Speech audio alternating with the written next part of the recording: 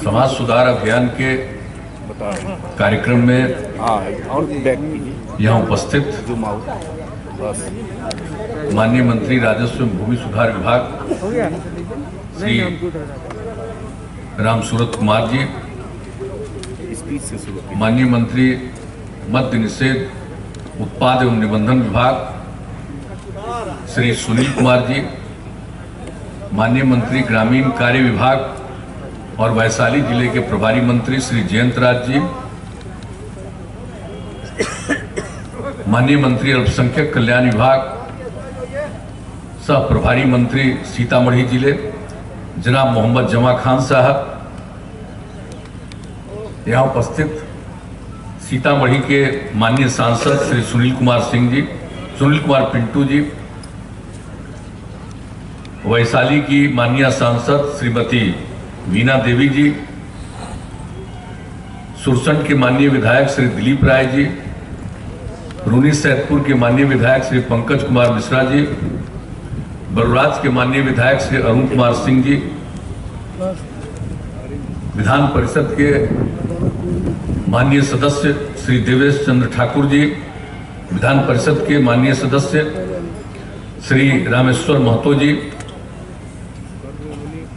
माननीय पूर्व सांसद राम कुमार शर्मा जी, माननीय पूर्व मंत्री श्रीमती रंजू गीता जी, माननीय पूर्व मंत्री श्री मनोज कुशवाहा जी, माननीय पूर्व विधायक श्री महेश्वर प्रसाद यादव जी, माननीय पूर्व विधायक जनाब सरफुद्दीन साहब, माननीय पूर्व विधान पार्षद श्री दिनेश कुमार सिंह जी और इस समाज सुधार अभियान में उपस्थित सभी सम्मानित नेतागण, जनप्रतिनिधिगण, मेरे प्रिय साथियों, यहाँ उपस्थित बिहार के मुख्य सचिव श्री त्रिपुरारी शरण जी, बिहार के विकास आयुक्त जनाब आमिर सुभानी साहब, बिहार के पुलिस महानिदेशक श्री एसके सिंघल जी, गृह विभाग के अपर मुख्य सचिव श्री चैतन्य प्रसाद जी, मद्य निषेध उत्पाद एवं निबंधन विभाग के अपर मुख्य सचिव श्री के पाठक जी, पर्यावरण वन एवं जलवायु परिवर्तन के प्रधान सचिव सह मुजफ्फरपुर जिले के प्रभारी प्रधान सचिव श्री दीपक कुमार सिंह जी, ग्रामीण विकास विभाग के प्रधान सचिव सह सीतामढ़ी एवं शिवहर के प्रभारी प्रधान सचिव श्री अरविंद कुमार चौधरी जी, तिरहुत के प्रमंडलीय आयुक्त श्री मिहिर कुमार सिंह जी, सूचना एवं जनसंपर्क विभाग के सचिव श्री अनुपम कुमार जी,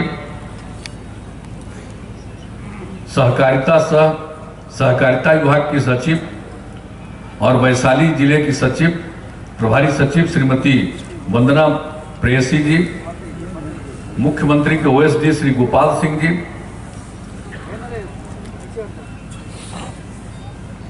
मुख्य कार्यपालक पदाधिकारी जीविका श्री बाला मुरुगन जी,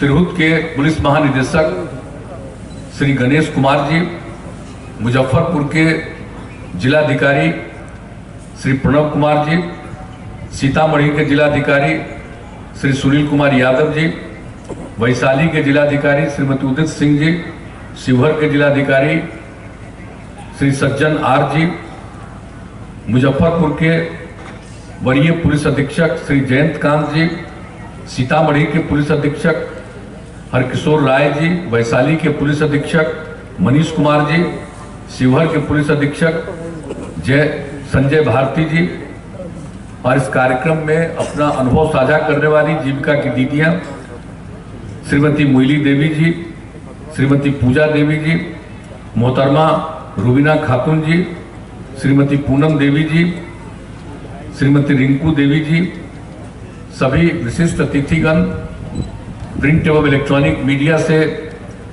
जुड़े पत्रकार मित्रों, छायाकार बंधुओं, इस कार्यक्रम में उपस्थित सभी जीविका दीदियां, बहनों एवं भाइयों, आज के इस कार्यक्रम में समाज सुधार अभियान के इस कार्यक्रम में उपस्थित होने के लिए मैं आप सबको धन्यवाद देता हूं और आपका अभिनंदन करता हूं। और यहां पर कई साथियों ने अपनी बात कही और सबसे पहले 5 बहनों ने जो अपना अनुभव साझा किया और एक एक बात बताई, कितना बढ़िया ढंग से अपनी बात को रखा। इसके लिए हम विशेष तौर पर उनको हम बधाई देते हैं कि सब कुछ अपने अनुभव को आपने साझा किया। और हमारे अधिकारियों ने बात की, हमारे माननीय मंत्रीगण ने अपनी बात कही है। और जो मकसद है आप सबको पता है, और जो हम लोगों ने समाज सुधार अभियान चलाया है तो आप सबको मालूम है कि आखिरकार हम अगर सिर्फ विकास का काम करेंगे तो उससे समाज आगे नहीं बढ़ेगा। जब से आप लोगों ने काम करने का मौका दिया हम लोगों को, 24 नवंबर 2005 को हमने शपथ ग्रहण किया था और उस समय तो बीच में हमने 9 महीना छोड़ दिया था, लेकिन फिर हमको वापस आके काम करना ही पड़ा।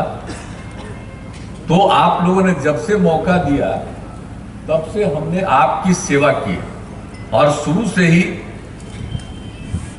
जो भी विकास के लिए काम हुआ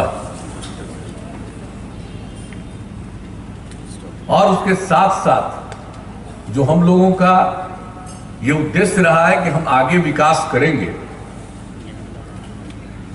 तो अगर समाज के सुधार के लिए काम नहीं होगा तो विकास का कोई मतलब नहीं रह जाएगा। इसलिए शुरुआती दौर से ही हम लोगों ने इस चीज पर काम शुरू किया और समाज में जो सबसे पीछे पड़े हुए थे, समाज के उन तबकों के उत्थान के लिए हम लोगों ने विशेष ध्यान दिया। चाहे वो महिलाएं हों, चाहे वो अनुसूचित जाति जनजाति के लोग हों, अल्पसंख्यक समुदाय के हों, अति पिछड़े वर्ग के हों, यानी इस प्रकार से जो किनारे पर रहने वाले लोगों को समाज के मुख्य धारा में जोड़ने के लिए उनके लिए विशेष पहल की गई। हर चीज को आप जानते हैं। और आपके मुजफ्फरपुर से तो मेरा तो विशेष लगाव है, आज से नहीं, कितनी बार हम आए। अब 2005 में जो हम लोगों ने अभियान चलाया सरकार बनने के पहले और उसके बाद सरकार बना, तो हम कभी भूलेंगे मुजफ्फरपुर में किस तरह से एक एक रास्ते पर सारे मुजफ्फरपुर के लोग खड़े रहे और किस तरह से लोगों का सहयोग और समर्थन मिला। उसके बाद 2005 में ही काम करने का तब से मौका मिला, तो हम तब से तो काम कर रहे हैं, आपकी सेवा कर रहे हैं। लेकिन मुजफ्फरपुर में तो काफी काम, बहुत चीजों का, मुजफ्फरपुर तो एक खास जगह है और इससे जुड़ा हुआ समूचा का समूचा ये चारों जिले हो, चाहे सीतामढ़ी, शिवहर हो, वैशाली हो, सबका महत्व है। तो आज एक साथ जो बैठ रहे हैं यहां, और हम नहीं कभी भूल सकते। आखिरकार जब हमने शुरू किया महिलाओं के उत्थान के लिए, तो आपको तो पता है ना, सबसे पहले महिलाओं के लिए हमने जो पंचायत का चुनाव होना था, हमने कानून बनाया और उसमें हम लोगों ने तय किया, बिहार में पहली बार पहला राज्य था जिसमें हमने कहा उसमें 50% का आरक्षण महिलाओं के लिए। तो जो पहला बार शुरू कर दिया हम लोगों ने 2006 में चुनाव हुआ, और उसके साथ साथ महिलाओं के उत्थान के लिए जितना काम हम लोगों ने प्रारंभ कर दिया, पढ़ाई के लिए और सब चीज के लिए। तो उसी समय मुझको लगा कि भाई जो इस स्वयं सहायता समूह, पहले दुनिया के कई मुल्कों में, हमको तो केंद्र में भी काम करने का मौका मिला, अनेक जो राज्य थे उन सब जगहों पर हमने देखा था, लेकिन बिहार में स्वयं सहायता समूह उस ढंग से, बेहतर ढंग से गठित नहीं था, लेकिन फिर भी कुछ जगहों पर था। तो मुजफ्फरपुर हम आए 2006 में और 2 जगह मुजफ्फरपुर में हम गए और उस समय के स्वयं सहायता समूह की जितनी महिलाएं थी, बहनें थी, उनके साथ हमने बातचीत की और सबकी बात सुने। जब लोगों की बात हमने ध्यान से सुना तो मुझे इतनी प्रसन्नता हुई कि देखिए, उतना ज्यादा काम बिहार में नहीं हो रहा है और हम तो उसके लिए सोच रहे थे कि हम इसका विस्तार करेंगे और पूरे बिहार में करेंगे, और इसके लिए हमने वर्ल्ड बैंक से कर्ज लेने का भी निर्णय ले लिया।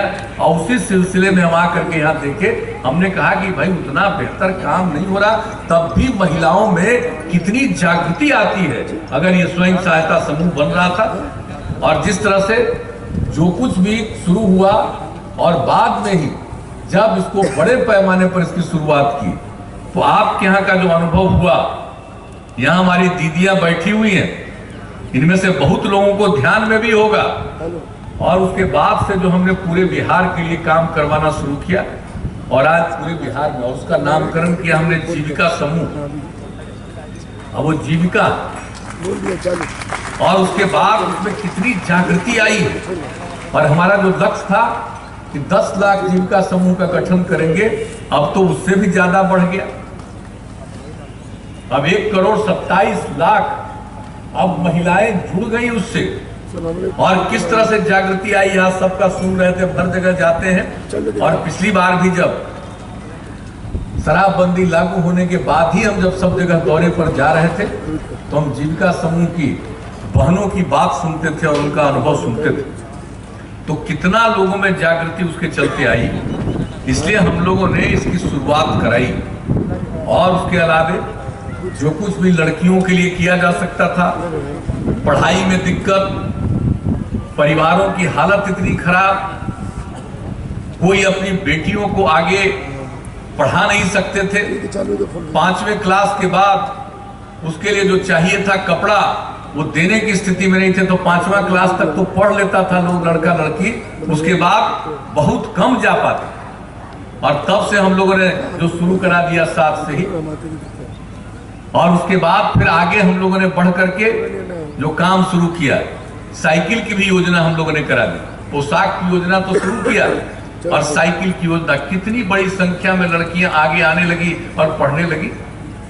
और अब तो मालूम है, अब लड़की कम पढ़ती थी, लेकिन पिछले साल मैट्रिक की परीक्षा में लड़का से 200-300 ज्यादा लड़की परीक्षा देने में थी पूरे बिहार में। अब सोच लीजिए कितना ज्यादा अब महिलाएं आगे बढ़ रही। तो इसका काम जो शुरू किया, और जीविका समूह के माध्यम से लोगों में जागृति लाना, ताकि वो काम करें। अब महिलाएं घर की सेवा करती थी, कहीं कहीं जाकर के लोग खेत में भी काम कर देती थी, लेकिन न उनके बारे में कोई खास ध्यान था। और जब हम लोगों ने इस काम को करवाना शुरू किया कि अगर ये पूरा का पूरा महिलाएं अगर काम करेंगी तो परिवार की आमदनी बढ़ेगी और जागृति लोगों में कितना आएगी। अब उसके बाद आज आप देख रहे हैं ना, अब महिलाओं की क्या स्थिति हुई। जब साइकिल योजना की शुरुआत की तो मेरा मजाक उड़ाते हुए कुछ लोगों ने कहा कि क्या शुरू कर दिए हैं, लड़की साइकिल चलाएगी तो रास्ता में लोग तंग करेगा। हमने हंसते हुए जवाब दिया कि एक आदमी को हिम्मत नहीं है कि लड़की साइकिल चलाएगी तो उसको तंग करेगा, और कहीं कोई घटना नहीं। और उसके बाद लड़कों ने भी 2-3 साल के बाद मांगना हमसे शुरू किया, हमको भी साइकिल दीजिए। हमने लड़कों के लिए भी साइकिल देना शुरू कर दिया। और आज आप समझ लीजिए, तो हर क्षेत्र में काम, ये सब काम तो कर रहे थे। सरकारी सेवाओं में भी हम लोगों ने आरक्षण दिया। पुलिस में सबसे पहले तो हम लोगों ने पुलिस वाला शुरू किया। और आपको मालूम है कि पुलिस बल में जितनी महिलाएं अब बिहार में है, उतना प्रतिशत देश के किसी भी राज्य में नहीं है पुलिस में उतनी महिलाएं। अब आप सोच सकते हैं, अब महिलाएं जो बिहार में बढ़ रही है और पुलिस में भी उनकी संख्या कितनी बढ़ रही है। सरकारी सेवाओं में तो बढ़ रही है, पढ़ाई में तो बढ़ रही है। और जो जीविका समूह बनाया, तो लोग किस तरह से अपने घर की आमदनी को बढ़ा रहे हैं और कितनी जागृति आ रही। तो ये सब काम चलाया गया। और बाद में 15 में, और पहले तो हम शराब के खिलाफ आदमी, लेकिन कर्पूरी ठाकुर जी लागू किए 77 में जब मुख्यमंत्री थे। 2-2.5 साल तक रहे, उसके बाद उनको हटना पड़ा। अब बाद में लोग शराबबंदियों बंद कर दिया। तो हम लोगों को लगता था कि भाई शराबबंदी लागू करेंगे फिर न कहीं कोई गड़बड़ सड़बड़ करे। मन तो कर रहा था और 11 से अभियान चला रहे थे, लेकिन लग रहा था कि जरा इसको और जागृति लाएं, पूरा करें, ये सब काम करते रहे। और एक बार जब 2015 में आप ही का मीटिंग था दिल्ली में, पटना में, और पटना में जब हम बोल रहे थे आप लोगों के बीच में, महिलाओं के बीच में, आजीविका समूह की लोग थी, तो जब हम अपनी बात बोल करके बैठ रहे थे तभी नीचे से आवाज उठाना शुरू कर दी श्री कृष्ण मेमोरियल हॉल पटना में, और सब आवाज उठाने लगी शराबबंदी का। हम तो बैठ रहे थे तो हमको लगा कि बोल रही है शराबबंदी, तो अन्य जो नेता लोग बैठे हुए थे हमारे साथ, मंत्री, हमने पूछा कि क्या बोल रहे थे, शराबबंदी बोल रही। वापिस आकर के हमने ऐलान कर दिया कि भाई अगली बार अगर सरकार बनी तो निश्चित रूप से हम लोग इसको लागू करेंगे। अब वो जुलाई महीने की बात है, 9 जुलाई महीने की बात थी, और उसके 3-4 महीने के अंदर चुनाव होना था नया। और जब अगली बार फिर 15 में लोगों ने वोट दे करके बना दिया, तो जैसे ही सरकार बनी तो जो 26 तारीख को हम लोगों ने शुरू किया था, इसके लिए अभियान चलाना शुरू किया था 11 से ही, तो उसी समय से ये शुरू हुआ। और लोगों की जो मांग थी तो वही 2016 में ही हम लोगों ने, तो 2015 में ही हम लोगों ने इसकी शुरुआत करा दी नवंबर महीने से, और पूरी जागृति आई। और उसके बाद 1 तारीख से 1 अप्रैल से हम लोगों ने इसको लागू किया। लेकिन उस समय जो लागू किए थे कि सब जगह देसी शराब और देहाती इलाके में विदेशी शराब भी बंद, और बड़े शहरों में जो नगर निगम और नगर परिषद था, इन 2 जगहों पर हम लोगों ने विदेशी शराब को जारी रखने का निर्णय लिया था। हम लोगों को लगा कि गांव में इतना अभियान चलाए हैं, शहर में अभियान नहीं चलाए हैं, तो अभी कुछ कहना उचित नहीं है, बाद में देखेंगे। लेकिन जब 1 तारीख से जब लागू हुआ, जब शहरी इलाके में जब इजाजत दे दी गई थी, लोग अपना दुकान खोलने के लिए निकले, तो सब जगह महिलाओं ने, युवक और युवतियों ने, और कई जगहों पर पुरुषों ने इतना विरोध करना शुरू किया शहरों में 1 तारीख से ही, कि कोई दुकान नहीं खोल पा रहा था।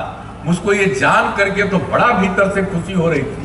1 तारीख को, 2 तारीख को, 3 तारीख को, 4 तारीख को, 4 दिन कोई कहीं खोल नहीं पाया पूरे बिहार में। और 4 तारीख के शाम में ही हम लोगों ने तय कर दिया कि साहब शहरी इलाके में भी जहां पर हम लोगों ने इजाजत दिया था विदेशी शराब का, वहां भी बंद करेंगे। और 5 तारीख को ही, यानी 1 से लागू किया, और उसके 4 दिन के बाद 5 तारीख को फिर हम लोगों ने यही कैबिनेट से निर्णय लेकर के ऐलान कर दिया, और शहरी इलाके में भी शराब बंदी। तो ये तो आपकी जागृति का परिणाम। और उसका पूरा का पूरा अभियान चलाए। और जब अप्रैल और मई में जो हम लोग घूमे, और उस सिलसिले में भी जितने 9 जगहों पर हम लोगों ने किया इसका, और कितना बढ़िया से उस समय भी लोगों ने बात किया। और जो हमको याद है मुजफ्फरपुर में भी कितना बढ़िया सब लोगों ने अपनी बात कही थी। और उसी में एक जगह जब हम घूम रहे थे तो वहां पर एक महिला ने अपनी कहानी बताई कि साहब मेरे पति शराब पीते थे, शाम में घर लौट करके आते थे, हंगामा करते थे, मारते पीटते थे, देखने में बुरे लगते थे। और जब शराबबंदी लागू हुआ तब वो शाम में घर लौट करके आते हैं, अब बाजार से सब्जी खरीद करके घर के लिए लाते हैं, अब देखते हैं, मुस्कुराते हैं, और अब देखने में अच्छे लगते हैं। ये कितनी बड़ी बात थी। जो घर में हंगामा करता था, दारू पी करके आता था, और जब शराबबंदी लागू हुई तो कितना बड़ा परिवर्तन हुआ। तो आप समझ सकते हैं। तो हम लोग तो पूरे बिहार में ये काम कर ही रहे, लेकिन बीच बीच में तो गड़बड़ करने वाला आदमी होता ही न है। आप चाहे जितना भी काम करिए, तो ये जो आदमी जन्म लेता है धरती पर, ये सब का सब सही रास्ते पर चल ही नहीं सकता है, कुछ न कुछ गड़बड़ करने वाला होता ही है। इसलिए निरंतर अभियान चलाने की जरूरत है कि कोई गड़बड़ करने वाले को मौका नहीं मिले, और लोगों में कोई इधर उधर करना चाहे तो कुछ नहीं कर सके। तो इसके लिए फिर जो बीच बीच में कहीं कहीं कोई घटनाएं घटती रही, तो उसको देख करके भी जो हम लोगों ने किया, अनेक जगहों पर जितना भी काम किया गया, ये सब कुछ किया गया। तो सभी जगह पर पूरी के पूरे तौर पर कड़ी नजर रखी जा रही थी। लेकिन फिर भी जहां कहीं भी इतना किया, 9 बार इस बीच में हमने अधिकारियों के साथ मीटिंग भी की, सब लोग लगे हुए रहे, लेकिन फिर भी कुछ ना कुछ जगह पर गड़बड़ी तो होती थी। तो हमने कहा कि भाई ये समाज सुधार अभियान हम लोगों को जारी रखना है। और जैसे हम लोगों ने शराबबंदी लागू करके अभियान चलाया, और उसके बाद हम लोगों ने क्या शुरू किया, बाल विवाह और दहेज प्रथा के खिलाफ भी अभियान चलाया, और कितने बड़े पैमाने पर 17 में काम किया। आपको मालूम है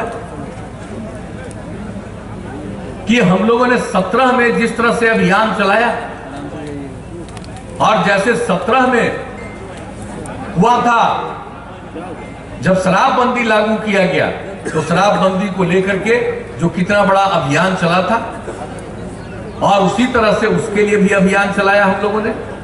तो ये सब चीज चलाया गया और उसके लिए प्रयास किया गया। तो आज भी जब महिलाएं बोल रही थी तो शराबबंदी के बारे में भी बोली, और उसके अलावे दहेज प्रथा और बाल विवाह के खिलाफ भी कितना अच्छी अच्छी बातें कही। तो जरूरत इस बात का हम लोगों ने महसूस किया कि भाई कुछ ना कुछ तो गड़बड़ करने वाला रहेगा, हमेशा इधर से उधर बायां कुछ करने की कोशिश करेगा। इसके लिए हम लोगों को निरंतर अभियान चलाना है, ताकि लोगों के बीच में, इसलिए आज आप शामिल हुए हैं, हम आप सब लोगों से यही कहेंगे कि हर प्रकार से प्रचार प्रसार और लोगों के बीच में अभियान करने का काम। हमने मुजफ्फरपुर के बारे में खबर मांगी, मुजफ्फरपुर के बारे में सूचनाएं मिली, तो हर जगह कई तरह की बात। और आप जानते हैं इस बार जो अभियान शुरू कराया हम लोगों ने, उसके पहले 16 नवंबर को सरकार के सारे अधिकारियों के साथ हम लोगों ने जो मीटिंग की थी, समीक्षा की थी, और उसके बाद जो हम लोगों ने काम करना शुरू कराया, तो आप सबको मालूम है कितना ज्यादा अभियान चला है कि आप सोच लीजिए कि अभी 75,300 छापेमारी की गई, शराबबंदी से संबंधित 11,370 मामले दर्ज किए गए, 13,000 अभियुक्तों की गिरफ्तारी हुई, 1,89,000 लीटर देसी शराब, 3,24,000 लीटर विदेशी शराब जब्त की गई। शराब से जुड़े मामलों में 1,788 गाड़ियां जब्त की गई। कॉल सेंटर में जहां औसतन 70-80 कॉल प्रतिदिन आते थे, जो हम लोगों ने कॉल सेंटर में बनाया था कि अगर कहीं कोई गड़बड़ी मिले तो तत्काल आप सूचना करिए, आपका नाम नहीं हम लोग कोई उजागर करेगा, लेकिन उसके आधार पर जो भी जरूरी कार्रवाई है वो जरूरी कार्रवाई की जाएगी। तो ये काम जो किया गया, तो जहां पहले ये जो हम लोगों ने अभियान शुरू कराया, उसके पहले जो 70-80 कॉल प्रतिदिन आते थे, अब 190 से लेकर के 200 कॉल प्रतिदिन आ रहे हैं। अरे आप लोग क्या कर रहे हैं भाई, ये क्या कर रहे हैं आप लोग? ये मीडिया वाले किधर जा रहे हैं? आप लोगों को समाज सुधार अभियान से नफरत है? अगर नफरत है तो यहां से चले जाइए बाहर। आपके कौन सा काम कर रहे हैं? कौन क्या बोलता है बोलने दीजिए। हम तो आपको बता दिए कि समाज को नहीं जानते हैं। ये आदमी का जो स्वभाव है 100% ठीक हो सकता है, कभी 100% ठीक नहीं हो सकता। तो इसके लिए अभियान चलाना है, तो हम लोग तो इसी के लिए अभियान चला रहे हैं। तो कहां बीच में और लोग बात सुन रहे हैं और मेरे पीछे में जाकर के हो कर रहे हैं। तो आखिरकार ये पूरी की पूरी बात इन लोगों से करने आए कम्युनिकेट। अगर किसी को समाज सुधार से मतलब नहीं है तो यहां पर आने की क्या जरूरत है?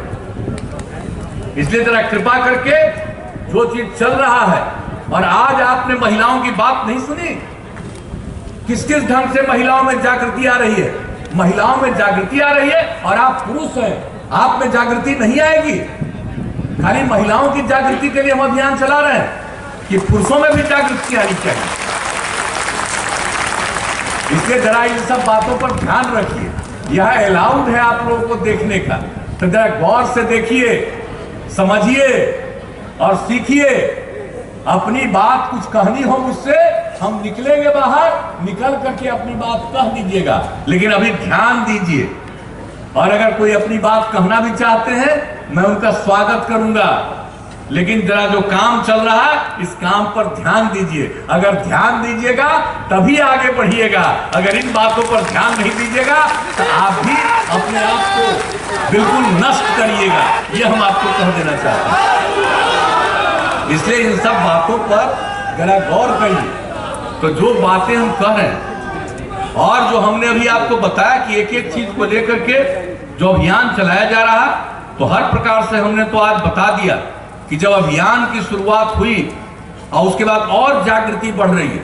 इसलिए हमने अपने साथियों से भी कहा है कि भाई हम तो अभियान की शुरुआत किए हैं, इसका मतलब ये नहीं है कि हम अगर 12 जगह पर जाएंगे तो बस वही अभियान है, बल्कि ये निरंतर इस अभियान को आगे जारी रखना है। और आप सब लोगों से ये हम आग्रह करने आए हैं कि भूलिएगा मत, जो आपका काम है, दायित्व है, वह तो करिएगा ही, लेकिन समाज सुधार के लिए ये जरूरी है कि लोगों में जागृति लाने के लिए निरंतर लगे रहिएगा। और आज तो मुझे खुशी हुई कि आपने इस बात को कहा कि भाई कहीं से भी खबर मिली कि कम उम्र में शादी कर रहा है, या कहीं के बारे में खबर मिली कि तिलक उसके लिए दहेज मांग रहा, तो आप लोगों ने कितना बढ़िया ढंग से उसका विरोध किया।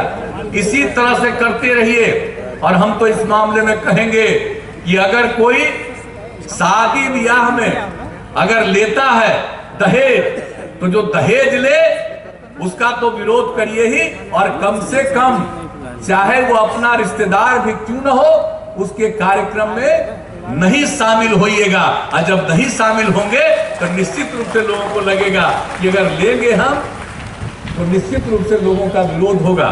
तो इसलिए इस काम को भी साथ साथ जारी रखना।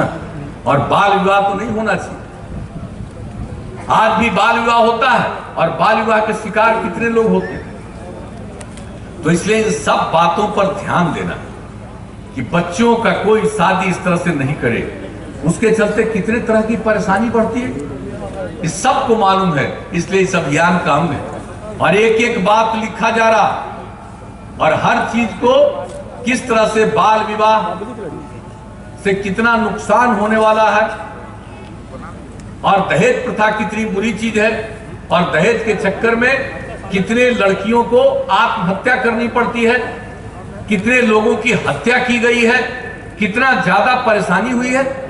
तो सब लोगों को तो इज्जत करनी ना चाहिए। और महिलाओं की इज्जत अगर कोई नहीं करेगा तो इससे बढ़कर के गलती और क्या बात है। कोई भी आदमी, पुरुष हो या स्त्री, अगर जन्म लिया है तो बिना महिला के, बिना अपनी मां के उसका जन्म हुआ है। इसलिए अगर महिला नहीं होगी तो आप हम कोई आते क्या धरती पर। इसलिए सबसे बड़ी चीज है कि महिला की आप उपेक्षा नहीं कर सकते।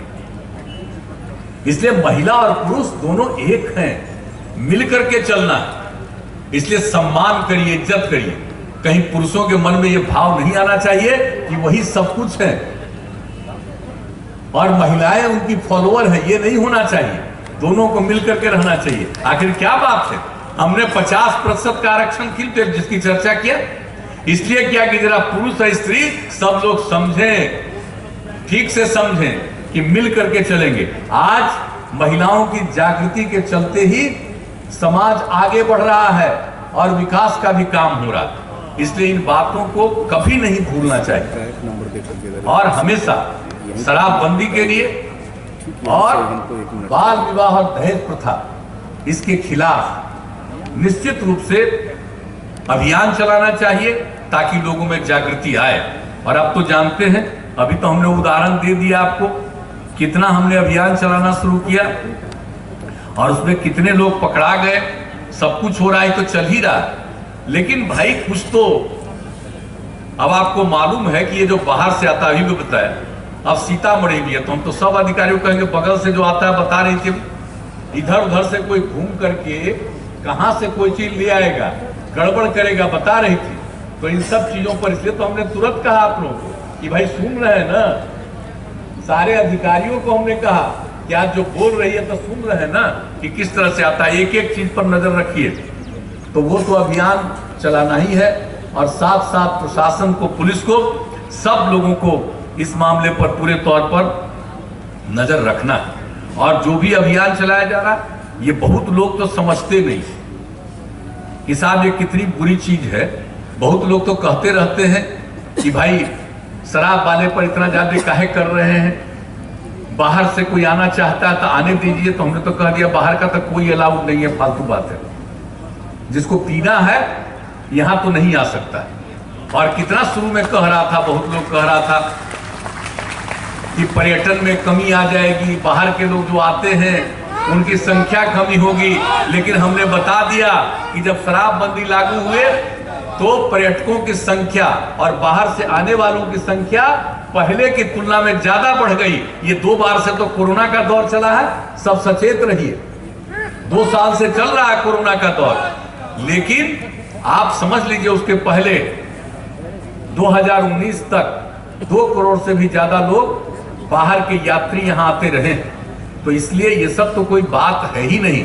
लेकिन चंद लोग हैं, कुछ अपने को विद्वान समझते हैं, कुछ पढ़े लिखे समझते हैं, बड़ा भारी लेखक अपने को मानेगा कुछ लोग, सब नहीं, सब तो बहुत अच्छे अच्छे लेखक होते हैं। लेकिन चंद लोगों के बीच में ये सब फीलिंग कुछ होती है। तो हम तो उनको यही बताना चाहते हैं और हर जगह हम ये बात कह रहे हैं। आप समझ लीजिए कि हम लोगों ने तो अभियान चलाया, लेकिन आप जरा देख लीजिए कि शराब कितनी बुरी चीज है। 2016 में वर्ल्ड हेल्थ ऑर्गेनाइजेशन ने, विश्व स्वास्थ्य संगठन ने पूरे दुनिया का सर्वेक्षण किया और 2018 में उन लोगों ने एक रिपोर्ट प्रकाशित की, WHO ने।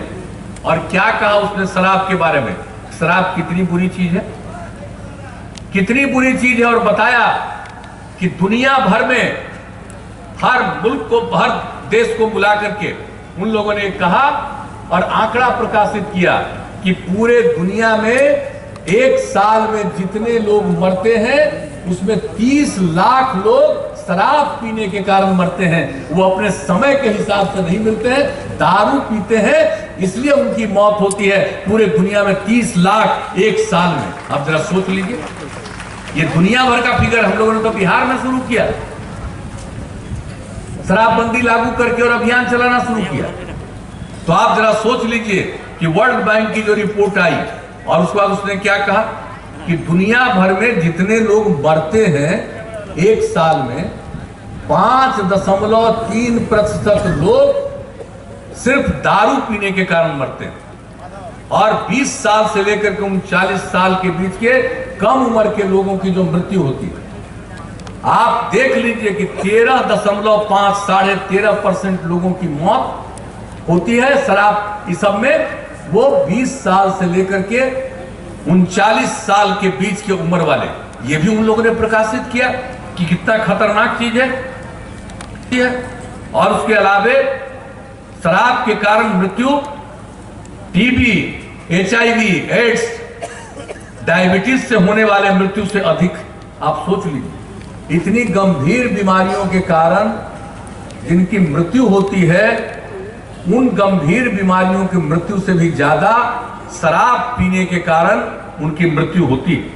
और आप समझ लीजिए कि उन लोगों ने पूरे दुनिया में जो सर्वे करा के रिपोर्ट दिया कि 200 बीमारी, 200 प्रकार की बीमारी शराब पीने के कारण होती है।